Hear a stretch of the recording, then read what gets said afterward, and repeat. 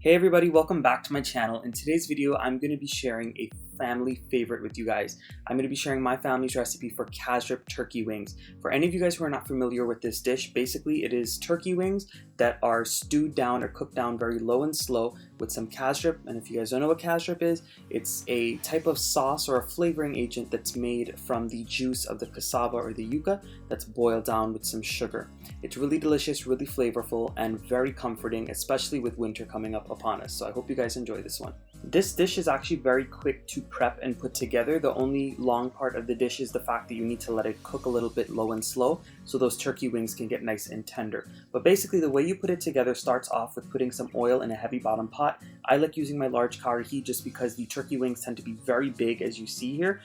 Turkeys are just like oversized chickens in my opinion, so you just have to use something nice and big so you have some space. But basically once you put the oil in and it heats up a little bit, you're going to add all of your turkey wings in, the pieces that you're using, and you're going to stir them around and allow them to steam or brown a little bit. Basically, we want all of that natural juice from the turkey to release, and then we want it to evaporate, and then we want the meat to start to brown on the outside, so this way we can begin to create some flavor in there. And if you wanted to season the turkey with some green seasoning or some fresh herbs before putting it into the pot and marinate it, feel free to do so. I just find that I can throw everything into the pot and it's really easy that way. But basically, once I put the turkey wings in, I went in with some dried Guyanese thyme, or you could use regular American style thyme.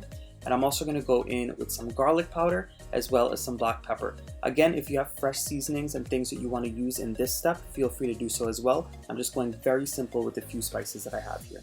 And as I said before, all you're going to do is stir this around really well, get everything coated with all of those spices, and we're going to cook it down until all of the natural juices release, evaporate, and the meat starts to brown. Now you're going to notice that at this stage I didn't add any salt, and the reason being is because I want that meat to brown really well. And whenever you add salt to anything that you want to get nice and brown, it tends to cause more water to release from it, and they don't end up getting as brown as you want. So that's why I omitted the salt in this step.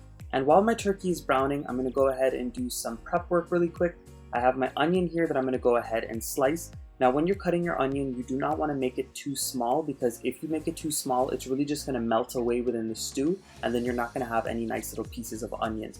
By all means, if you want a very smooth gravy and you want the onions to cook down a lot and you don't want big chunks, you could cut it even smaller. And I'm also going to go ahead and chop up some leaves of thick leaf thyme. Now this is what I have growing in my garden, so it is fresh and easily accessible to me. Again, if you just have regular American style thyme or any other type of thyme will work for this as well. I love adding thyme into my stews, especially dishes that I use Casareep in, just because I find that they play very well with that flavor of the Casareep. Now once I've got my onion and thyme chopped up, I'm also going to chop up a pimento pepper, which is also known as a seasoning pepper. This one does not have any type of heat. And I'm also going to chop up a wiri pepper. Now I will let you guys know that by the end of this dish I added in about 2 more wiri peppers just because I found it wasn't getting hot enough. But by all means, start off with just one, and when you taste it later you can add in more if you don't really know how to work with your spices yet. And just like that, all of our prep work is done. I put all of the thyme, the hot pepper, the pimento pepper, and that onion in a bowl, and I'm just allowing that to sit there when I'm ready to cook the actual Casareep turkey when I take out the browned meat.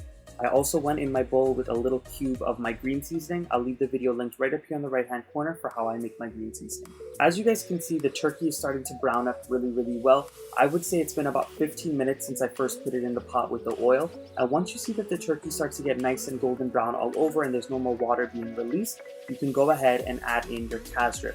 Now, the amount of Casareep you add just totally depends on the brand that you have and the type of Casareep that it is. Some brands of Casareep are very light and some are much darker and potent, so just go ahead and be careful with how much you add in. I will leave my ingredients and measurements in the description box down below as usual, but be mindful of how much you add in, because if you add too much, it can sometimes turn bitter. And once you go in with your Casareep, you're also going to go in with all of those things that we prepped earlier. So the onion, the hot pepper, pimento pepper, the thyme, and the green seasoning. And once you begin to mix everything together, you're going to see if you want to add any more Casareep. This is the stage where you're going to see if it's dark enough for your preference or if it's not dark enough. So as you guys can see, I went in with just a little bit more because I wanted to have a really nice deep and dark rich color. Now, you will have to be careful as well during this stage, just because once you add in your water and you let this cook fully, by the end of the cooking process, it tends to get darker than it looks. So be mindful of how much you're adding. And once you add your Casareep in, as well as the onions and those other seasonings, you have to make sure that you keep on stirring and moving the meat. If you do not, then it tends to start to burn at the bottom, and if it begins to burn, it can turn bitter because Casareep tends to get bitter if it is cooked too long or too dark. Now, once you see that it is coated with the Casareep and the onions have softened up just a little bit, it is time to cover the meat with some water. Now, turkey does take a little while to cook, so this way it can get nice and tender, and it can start to fall off the bone a little bit. And once you add in all of your water, you're going to go ahead and allow it to come up to a boil. Once the mixture comes up to a boil, you're going to lower it down to about a medium-low heat. You're going to cover and you're going to allow it to cook until you get the desired texture for your turkey. Mine took about 20 minutes to cook. Now, after I added in my water, it took about 20 minutes for my turkey to cook properly.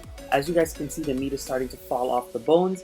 My mom went in with her spoon, as you guys can see, so she could get a quick taste. And honestly, guys, this was absolutely perfect. Now, I did add in salt while the turkey was boiling. Remember, it does do flavor. We didn't add salt before. So all the salt was good. We didn't have to add more, but go ahead and taste it during this time and see if you want to add in any more seasonings. But at this point, I'm going to turn off the heat and it's ready to serve. So here it is, my quick and simple recipe for Casareep turkey wings.